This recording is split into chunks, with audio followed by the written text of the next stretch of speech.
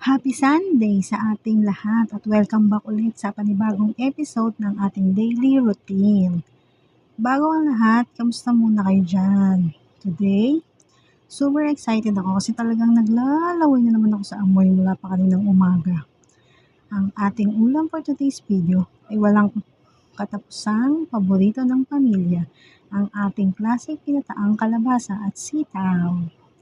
At syempre, sino pa ba ang ating reigning champion master chef sa kusina?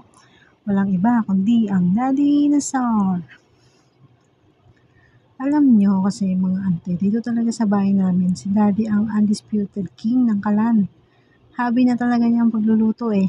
Bawat araw may panibagong recipe o gimmick sa kusina. Kami namang pamilya niya, nako, napakaswerte kasi kami ay taga-kain na taga-ubos na lang talaga.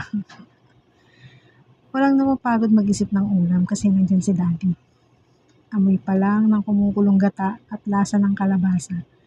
Mararamdaman mo na agad na mapaparami na naman ang kain natin ngayon. Story time muna tayo about kay Mother Earth habang nagluluto. Bago tayo tuluyang dumiretso sa kainan at sa masarap na luto ng Daddy. Gusto ko muna mag-story time ng mabilis kasi medyo inaatake kami ng kaba dito sa bahay kagabi. Eto pa lang si Mother Earth mga ante. Kagabi pala, bigla siyang nakaramdam ng matinding paghihilo at pagsusuka. As in talagang sumamaraw ng sobra ang pakiramdam niya. Kwento niya sa akin, gusto na daw talaga niyang magpadala sa ospital kagabi. At balak na niya akong gisingin sa gitna ng gabi. Pero, alam niyo naman ang mga nanay natin, ayaw na ayaw talagang maging abala o makadistok. O di ba mainit daw? Si Mother Earth ay game tuloy. Ayaw na talagang maging abala o makadisturbo. Tiniis na lang daw muna niya magdamag habang nakahiga. Nako, buti na lang talaga at maaga akong nagising kaninang umaga.